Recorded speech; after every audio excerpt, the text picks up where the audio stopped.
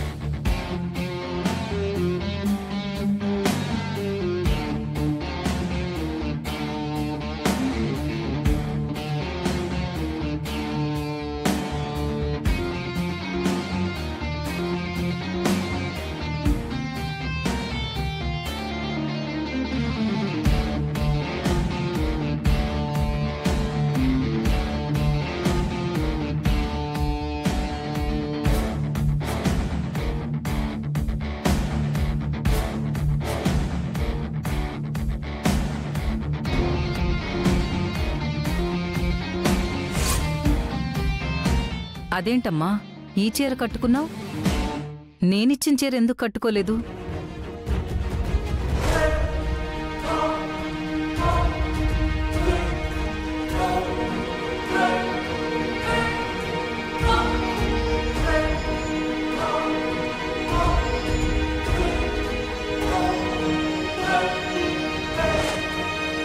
ఆ చీర గురించి ఎందుకులే అత్తయ్య, ఈ చీర కట్టుకొచ్చాను కదా.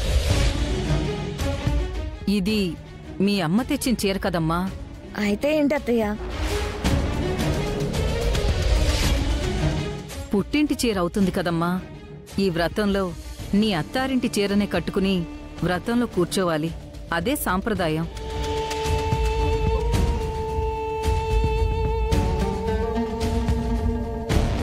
ఆ సాంప్రదాయాన్ని కాసేపు పక్కన పెట్టత్తయ్య. మీరిచ్చిన చీర రేట్ ఎంత? 5,000 అమ్మా. ఈ చీర రేట్ ఎంతో తెలుసా అత్తయ్య? 55,000.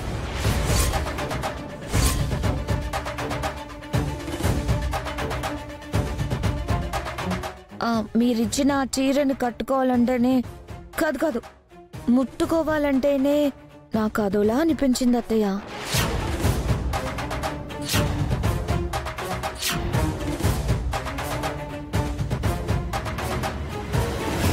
అనిపిస్తాదమ్మీ. అదోలా అనిపించడము ఈ చీర విషయంలోనేనా?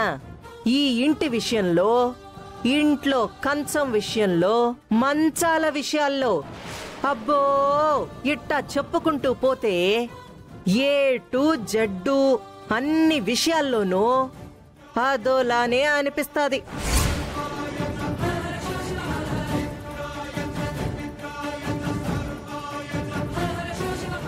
ఎందుకంటే నువ్వు ఆ గోల్డెన్ స్పూన్తో పెరిగినావమ్మీ. వెండి కంచాల్లో తిన్నావు, బ్రాండెడ్ బట్టల్నే కట్టినావు, కాలికి మట్టంటకుండా కాస్ట్లీ కారుల్లో తిరిగినావు. ఎందుకంటే మరి నాకంత ఆస్తుండాది, నీ కట్టా కుదిరుండాది.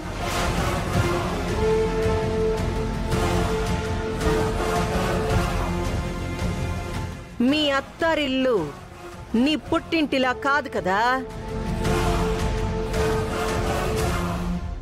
నువ్వు కోరి కట్టుకున్నవాడు నాలా కోటీశ్వరుడు కాదు కదా.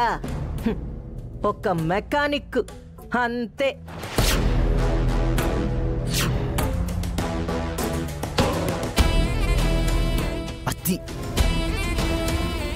ఆ మెకానిక్ కి 5,000 చీర కొనడమే గొప్ప. ఇక 50,000 రూపాయల చీర కొనడం అంటే ఏడాది పాటు పస్తులుండి కష్టపడినా కష్టమే అమ్మీ.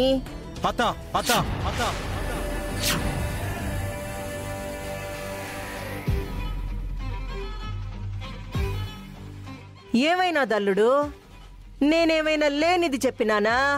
తప్పుగా చెప్పేసినానా? ఇదంతా ఇప్పుడెందుకు చెప్తున్నావు? సిచ్యువేషను డిమాండ్ చేసుండాది కాబట్టే చెప్పినా నల్లుడు. నన్ను చేసుకుంటే సిచ్యువేషన్ ఇలాగే ఉంటుందని నీ కూతురికి తెలియకుండానే మోసం చేసి నాతో తన మెళ్ళో తాళి కట్టించుకుందా?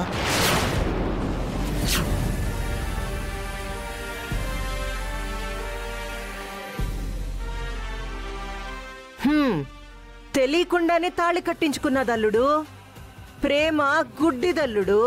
నిన్ను నా బిడ్డ గుడ్డిగా ప్రేమించినది, పెండ్లి కూడా చేసేసుకున్నది. అప్పటికి నేను వద్దని చెప్తానే ఉండాను, ఇదే వినలా. అయినా కూడా నేను అర్థం చేసుకున్నాను. నా బిడ్డ నిన్ను ఇష్టపడి పెండ్లి చేసుకున్నా దాన్ని కష్టపెట్టకుండా చూసుకునేదానికి నీ దగ్గర దమ్మిడి లేదు.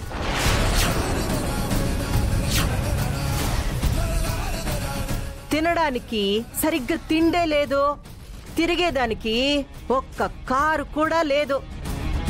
చెప్పేసుండగా నీ ఇల్లు మొత్తం డొల్లే డొల్లే డొల్లే.